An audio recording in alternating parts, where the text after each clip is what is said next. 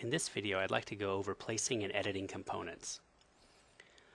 We have an empty scene here, and I'm just going to drag a few things into the scene and then show you how to place them, and then maybe we can change some parameters.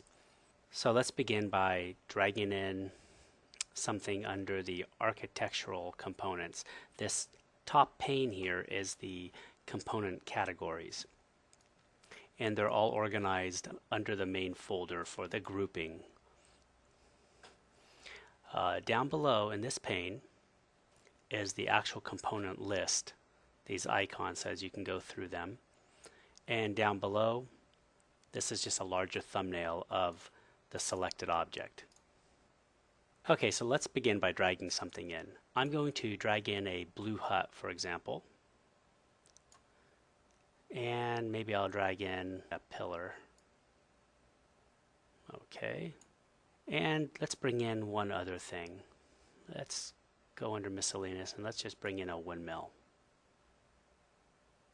Alright, so these are fairly small compared to that structure, so let's zoom in. I'll use my wheel mouse and get a little closer here. Right away you can see that these objects are floating by the disconnected shadow.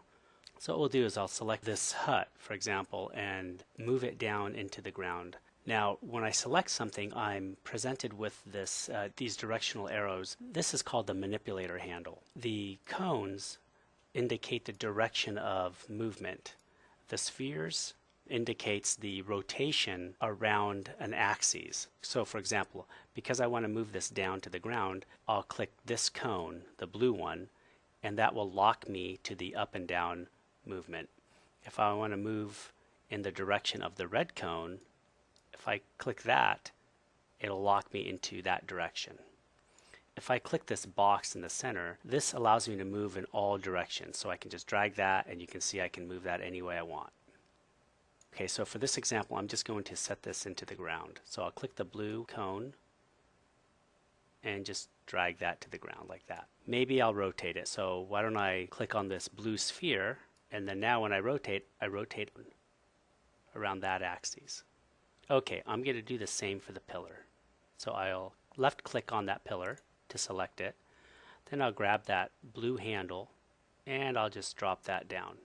Since it's pretty small, I should zoom into that. For me to focus it right into the center of my screen, I could either hold the Alt key down and right mouse button click and move it to the center of the screen and then zoom in, or I could click this Fit View to Selected, which will move my camera directly to that object and fill the screen. So let's do that.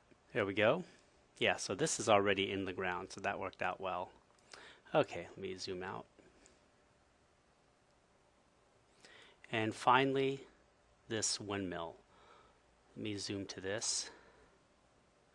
And now I'd like to rotate that so it's more appropriate for a windmill. So I can rotate it like this. And there we go. I can attach that to just about anything. So maybe I can grab this and bring it over in front of this building.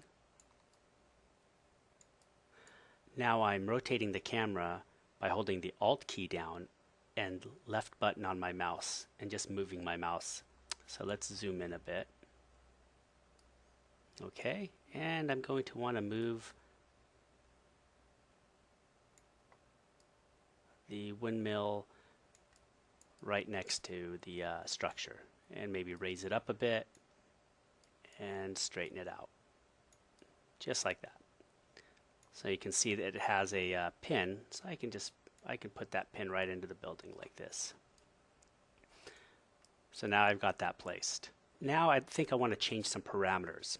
So let's begin by selecting this pillar and viewing what parameters I have available for this particular object.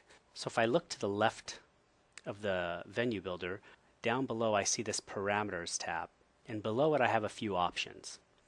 I can pick the type of pillar that's available and what heights there are for that. So I have a short, medium, and tall. Maybe I'll select the tall. Pretty much anything you select will have some form of a parameter. Not everything, but a lot of the components will. For the huts, this is hut 1. I can switch through the different huts, and I can use my wheel mouse at this point and just roll through them all instead of having to click and do the pull down every time. So let's just stick with 1 for right now, since I have this windmill already set. Now the windmill appears a bit small here, so let's see what parameters we have. We have different blade types. So the blade type 2, I believe, is a larger blade. So here we go. So that's a little bit better. But I might not want to have, 6 blades. I might want to change that. So I have the number of blades in the parameters, so I can change this as I go. I can have it as a single blade, and I can go to 8. Let's just keep it simple. Let's do something like 5. Also, I have a speed parameter for the windmill. Now, the speed parameter is rotations per second. So if I place this to 1, that should spin around 1 full revolution per second. To test this, I could simply move over to the simulate button, and by pressing that, it will actually simulate my scene. To stop the simulation, you hit the stop or reset button up here, and that will allow me to continue to change my parameters. If it is simulated, let's do that. I can select the objects, but I won't be able to adjust any of the parameters because it's locked. I'll have to stop the simulation first to do that. Okay, so that's pretty much how you change parameters on an object. Every object will have a different type of parameter. They won't all be the same. Some will have parameters to change the look in the texture. Some will have parameters to actually change the shape. Some will have parameters to do both. As you go through everything, you'll be able to see what kind of parameters you have. So that's an intro to placing and editing components. Thanks.